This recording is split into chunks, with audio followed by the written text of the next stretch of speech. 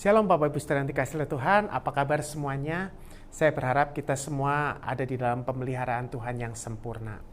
Bapak Ibu Saudara yang dikasihi Tuhan, hari-hari ini kita berada dalam situasi yang tidak mudah karena pandemi masih belum berakhir. Tetapi biarlah kita jangan menjadi orang-orang yang kecil hati atau putus asa. Tetapi biarlah kita mau terus membangun pengharapan kita di dalam Tuhan. Saya mengajak Bapak Ibu Saudara melihat satu bagian firman untuk kita belajar menaruh pengharapan kita kepada Tuhan kita. Di dalam Nehemia 1 ayat 10 dan 11, saya mau berbagi dengan Bapak Ibu Saudara dari ayat-ayat ini. Demikian bunyi firman Tuhan. Bukankah mereka ini hamba-hambamu dan umatmu yang telah kau bebaskan dengan kekuatanmu yang besar dan dengan tanganmu yang kuat? Ya Tuhan, berilah telinga kepada doa hambamu ini dan kepada doa hamba-hambamu yang rela takut akan namamu. Dan biarlah hambamu berhasil hari ini dan mendapat belas kasihan dari orang ini. Ketika itu aku ini juru minuman raja. Bapak Ibu Saudara yang dikasihi Tuhan, kita sama-sama tahu tokoh Nehemia ini.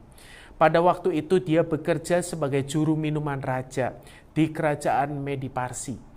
Karena kerajaan Babel yang membuang orang Israel, orang-orang Yehuda itu sudah berganti menjadi kerajaan Medi Parsi.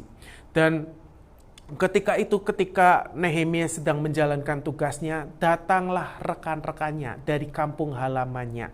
Ada temannya yang namanya Hanani dan saudara-saudaranya yang lain datang kepada dia, menceritakan situasi kondisi yang ada di Yerusalem, bagaimana penduduknya yang tertinggal di sana sedang berada dalam kesukaran yang besar.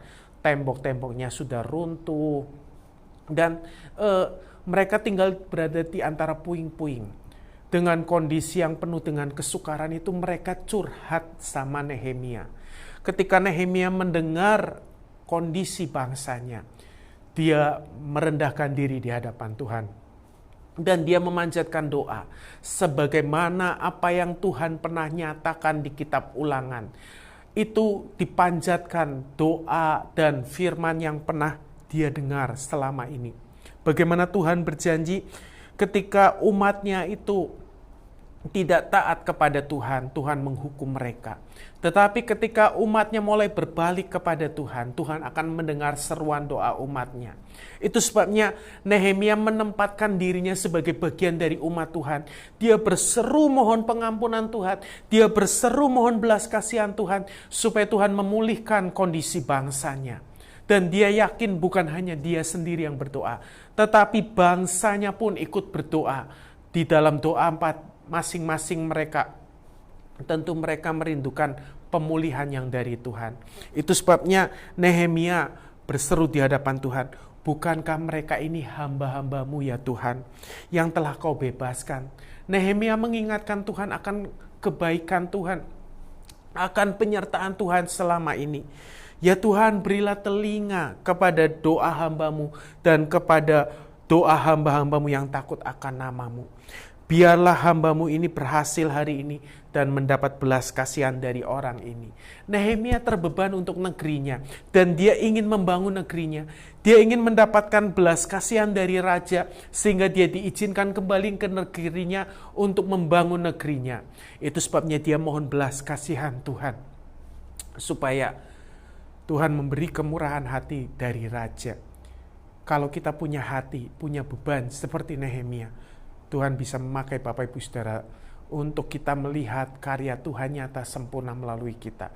Mengerjakan pemulihan-pemulihan di berbagai bidang kehidupan. Yang Tuhan mau adalah hati yang terbeban. Hati yang sungguh-sungguh merindukan karya Tuhan dinyatakan sempurna untuk memulihkan keadaan di sekeliling kita. Mari jadilah orang-orang yang seperti Nehemia. Orang-orang yang punya hati merindukan pemulihan yang dari Tuhan. Dan biarlah Tuhan memakai saudara dan saya menjadi alat kemuliaannya untuk mendatangkan pemulihan buat kota kita, buat negeri kita, buat situasi yang ada di sekeliling kita. Tuhan menolong memampukan kita sekalian. Amin.